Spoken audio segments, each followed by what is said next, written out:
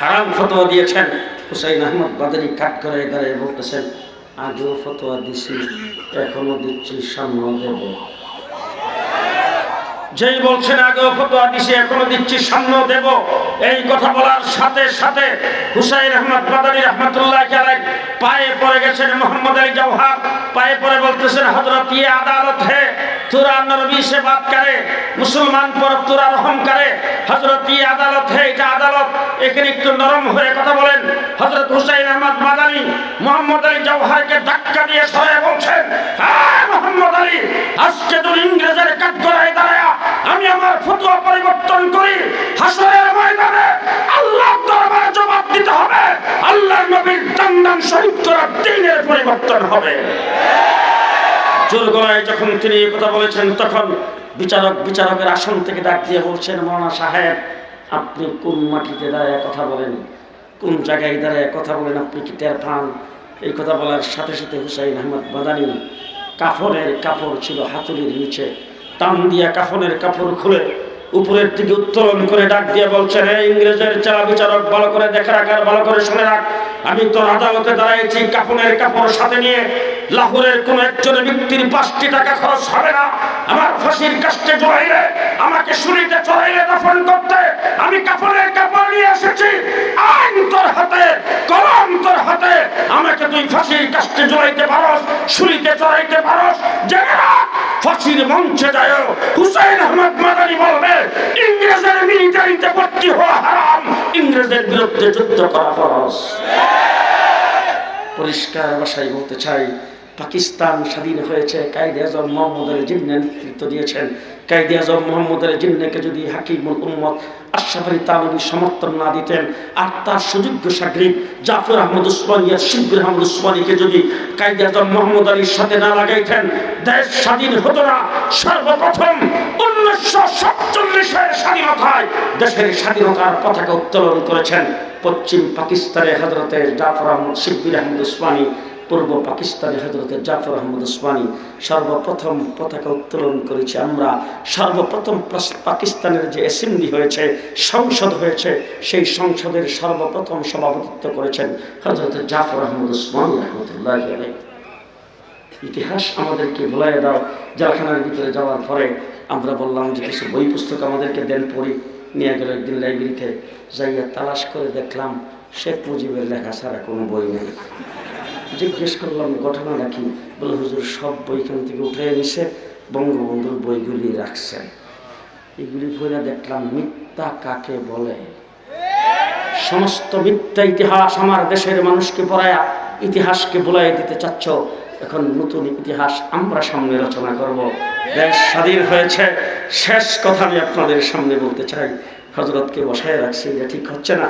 তারপরও আপনাদেরকে একটা জিনিস স্মরণ করাই দিতে চাই, যারা না জানেন তাদেরকে জানাইতে চাই, আমাদের দেশটা কি দেশ?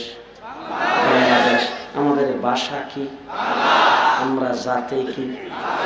আমরা জাতে বাঙালি, ভাষা বাংলা। আমাদের পার্শ্ববর্তী একটা জায়গা আছে ইন্ডিয়ার পশ্চিমবঙ্গ, সেই জায়গাটার নাম হলো কলিকাতা। কলিকাতার ভাষা কি? বাংলা। তারা জাতে কি? আসতে করে বাঙালি।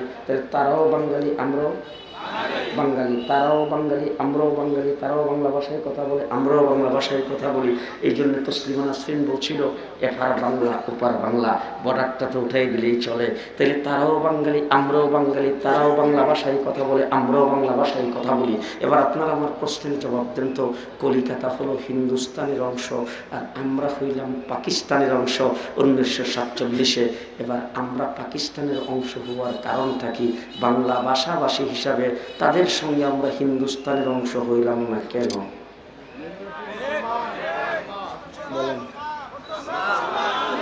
আমরা মুসলিম অধ্যুষিত হিসাবে, মেজরিটি মুসলমান হিসাবে আমরা পাকিস্তানের অংশ হয়েছিলাম।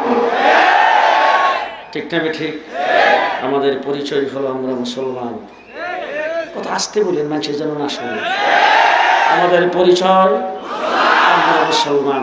1947 সনে দ্বিজাতি তত্ত্বের ভিত্তিতে মুসলিম অধ্যুষিত মেজরিটি মুসলমান হিসাবে আমরা স্বাধীনতা অর্জন করেছি।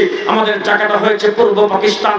পশ্চিম পাকিস্তানিরা আমাদের উপর অবিচার করেছে, অত্যাচার করেছে, আমাদের অধিকারের উপর হস্তক্ষেপ করেছে। এই জন্য আমরা যখন মুসলিম হয়েছি, মুসলিমের লড়াই 1971 সনে জালেমদের বিরুদ্ধে লড়াই করে 9 মাসে আমরা স্বাধীনতা অর্জন করেছি। কয় মাস? কয় মাস?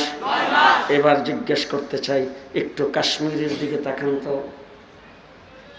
স্বাধীনতা যুদ্ধ করে 70 বছর হয়েছে স্বাধীন? জি। আসামের দিকে তাকান, 40 বছর যাবৎ স্বাধীনতা যুদ্ধ করতেছে, হয়েছে স্বাধীন? ত্রিপুরার দিকে তাকান, 40 বছর পর্যন্ত স্বাধীনতা যুদ্ধ করতেছে, হয়েছে স্বাধীন? তাহলে তারা 40 বছর 70 বছর যাবৎ স্বাধীনতা যুদ্ধ করার পরও স্বাধীন হতে পারলো না কেন? হিন্দুস্তানের অংশ হওয়ার কারণে। আর আমরা পাকিস্তানের অংশ হওয়ার কারণে মাত্র 9 মাসে স্বাধীনতা অর্জন করেছি। পরিষ্কার ভাষায় বলতে চাই, আমরা যদি হিন্দুস্তানের অংশ হতাম 70 বছর লড়াই করে স্বাধীনতা অর্জন করতে পারতাম না। 71-এ 9 মাস যুদ্ধ করে স্বাধীনতা অর্জন করেছি মুসলমান হওয়ার কারণে। স্বাধীনতার মূলে আসতে পেরেছি। স্বাধীনতার মূলে আমরা মুসলমান। কথা আসতে কর। স্বাধীনতার মূলে আমরা মুসলমান। এই লেডি প্রধানমন্ত্রী ক্ষমতায় এসে মুসলমান রাষ্ট্র, মুসলিম অধ্যুষিত দেশ, সেই হিসাবে আমাদের দেশের সংবিধানে ছিল আল্লাহর উপর পূর্ণ আস্থা বিশ্বাস। উনি ক্ষমতায় এসে সেটাকে দিচ্ছেন কাইটা। হাই হাই, 2 বছর জেলখানা থেকে বের হওয়ার পরে আমার ছেলেদের সাথে স্বরাষ্ট্রমন্ত্রী বারবার যোগাযোগ করতেছে। হ্যাঁ, 2-3 দিন 4 দিন হয়ে গেছে, এখন আমার সঙ্গে দেখা করো না। ঘটনা নাকি? আমার ছেলেরা আমাকে অ্যাম্বুলেন্সে নিয়ে গেছে ওই সচিবালয় হাসপাতাল থেকে। সেখানে যাওয়ার পরে একমাত্র আমি আর আমাদের কাউকে রাখে নাই, তাদের সমস্ত বাহিনীর প্রধান, গোয়েন্দাদের সব প্রধান নিয়ে তারা 20-25 জন আমাকে ঘেরাও করে রুদ্ধদ্বার কক্ষে আমাকে নিয়ে বসছেন। স্বরাষ্ট্রমন্ত্রী আমার সামনে বৈশা ওয়াজটা যে দিছে, হ্যাঁ, এত বড় ধার্মিক মহিলা পাইবেন কো?